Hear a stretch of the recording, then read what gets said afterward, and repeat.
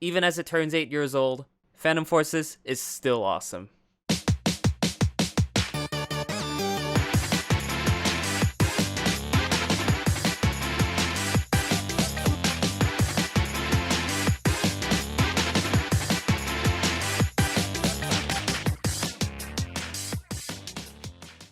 At its quintessential core, Phantom Forces in 2023 is the same beloved LEGO shooter it has always been for the past 7 years. It may have inherited the mechanics of much more established shooters, but Phantom Forces has managed to develop an identity of its own, one round, one kill, one shot at a time. Gradual updates over the past 2 years or so have especially helped to refine the game by stamping out bugs, adding in new content, and adapting to any new changes that the Roblox engine may bring, including fixing all of the coding that Roblox updates inevitably break. Thanks, Roblox. The updates over the past 6 months alone, however, I would opine, will be seen as some of the most enduring and well thought out changes that the devs have ever implemented. Starting with the biggest change, the scope update. Genuinely, the new look red dots look amazing. Alongside being easier on the eye than what we had before, they make the game feel more modern and up to date. I didn't think the scopes pre-update needed an overhaul, they look fine to me despite not having changed much prior. But Stylus refining such an old aspect of the game quite demonstrably shows us that their priorities are in the right place by making general improvements to the game. A number of new scopes have been made more viable thanks to the rework. I bet the other scopes envy the comp aim point right now. I mean, look at that facelift. Kudos too to the Swarovski scope as well. The higher magnification makes this so much better at long range fights, which is great for me because I love the AUG A1, and I have a comp aim point on it as well. It's also worth noting that some non-tunnel vision scopes like the Global Offensive scope offer enough magnification to replace more traditional sniper optics. We don't have to look far for new features because underneath the server browser, we now have a Freecam mode which allows us to no-clip around the map like a spectator. It's a fun addition to mess around with, which new players could use to help learn map layouts better, and it makes procuring background footage easier for me. Plus, we can now more easily observe other players. Today, in Phantom Forces Geographic, we shall observe the game's player base in action. This wolf pack of ghosts roams the courtyard of Warehouse, dodging attacks from afar, whilst ambushing its prey like an actual pack of wolves. Spotted on the balcony of the motel is an endangered honey badger user. Their kind are trying their best to relive the glory days of long ago. This user is so committed to this weapon that just like the honey badger itself, he is dead and finished. We now move on to Dunes, home to a variety of various unique species, including the hill camper, the sand dune camper, the roof camper, and the most peculiar of them all, the fallen tower camper. The participants of this battle appear to have killed each other and dropped their tags. The real winners of this fight are the people who will come and collect the tags, who have contributed nothing whatsoever. People have been fighting here for so long that they have forgotten about something. Quite literally, the point of the game. We also have a fun Ragdoll setting to mess around with now, just in case you were tired of having to use the 50 cals or Stevens DB for this exact purpose. Next, faster healing. What a relief. Thank goodness for the researchers at the in-game Canon Stylus Studios for creating, super morphine that helps us to recover health in less time than it takes to cook a Hot Pocket. The game will feel so much faster paced now that players can engage in fights more often. Hopefully this also makes the tactic of running away and hiding more attractive to players, since they can reappear in battles almost instantly now. Super high kill streaks can now be more easily maintained. Well, that is if your avatar doesn't die of a morphine overdose beforehand. I hope Stylus Studios has rehab centers. Doctor, is there a cure to my abuse? Hit the gritty. This also makes any gun that can one-shot kill like shotguns or snipers even more viable, since it has become imperative that enemies get finished off before they can run away, heal up, and cause problems later. Speaking of snipers, they've changed quite a lot since I posted my intervention and AWS videos. I had no idea that their muzzle velocities were increased until about 2 weeks ago.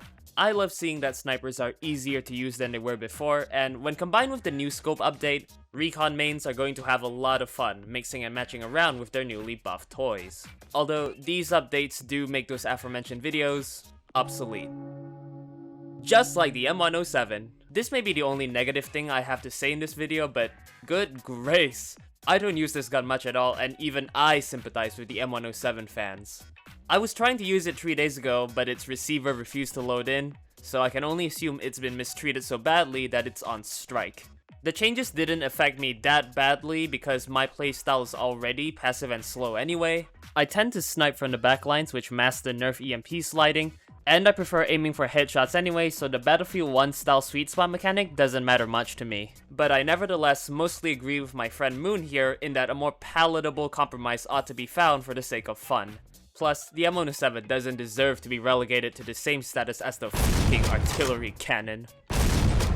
Then again, having artillery is powerful, but The community may have shrunk to a fraction of its former glory, but it's still going pretty strong and continues to power this game forward into the 2020s. Those who remain are just as dedicated to the game as the previous generation of Phantoms and Ghosts from the mid-2010s were. Whether or not the median skill of the average Phantom Forces player is increasing is debatable, but it can be doubted that this game's player base has a lot of staying power, and I can always count on them to provide me with a fun 15 minutes on Desert Storm. Plus, the in-game chat can be funny to read. Sometimes. Far more visually and conceptually interesting games have been created, thrived, and died throughout Phantom Force's lifetime, and yet, I bet they would kill to have Phantom Force's longevity. And as for contemporaries, only Arsenal has ever successfully challenged PF's position. Bad Business is a solid game with a very distinctive identity, but it struggles to come even close to Phantom Forces sometimes. Counterblocks is mostly cruising along one round at a time. Polybattle... oh my god. What happened? Wait, that reminds me. What happened to Q Clash?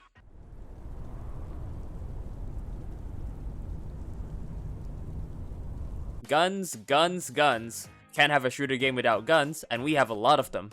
Variety will never be an issue in this game because of all the brand new guns we get every other update. In the past 6 months alone, we have received Rama 2260. Do we need 500 kills to fold this weapon? Wait, another one? That one absurdly strong weapon that every update is obliged to have. Baby Wolf ECR. And a gun that makes another one of my videos outdated. I also like how the developers are having some fun with the melee weapons. Like, Advanced Tactical Warfare, huh? I didn't know that by tactics, they meant the phalanx formation.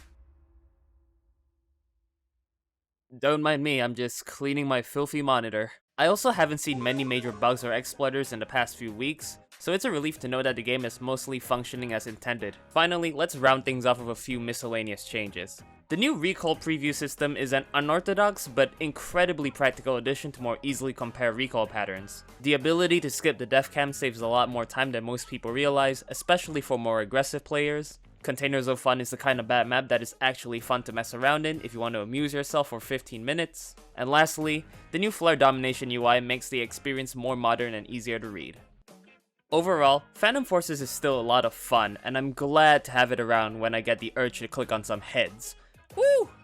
I believe that the game will continue to be a mainstay on the Roblox homepage for years to come despite its age. Of course, the court of public opinion, especially on Roblox, is erratically ever-changing, and we could see PF's reputation decline quickly.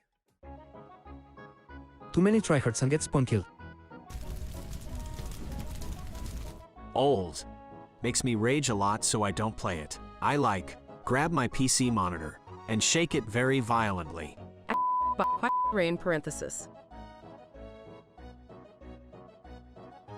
Who knows when the next big once-in-a-generation shooter will appear on this platform to seize the baton previously held by PF and Arsenal. It could be in open beta as we speak. However, as of 2023, we need not worry, especially with the support the game continues to receive from stylists and from us. As of the time of the creation of this video, me and a few friends are anticipating a momentous Halloween update in October, which we hope will include a new bar and HCAR from the test place. In the meantime, I would like to wish for Phantom Forces to prosper in perpetuity, you brilliant little Lego shooter. For helping me in the creation of this video, I would like to thank Flower Crown, Vanuki, Rice Farmer, Hoamew, Grassberries, Moon's FPS Studios, Kel, Doorstop Table, Charlie, and Fruzzian, who has a special message for you all. It's hum time!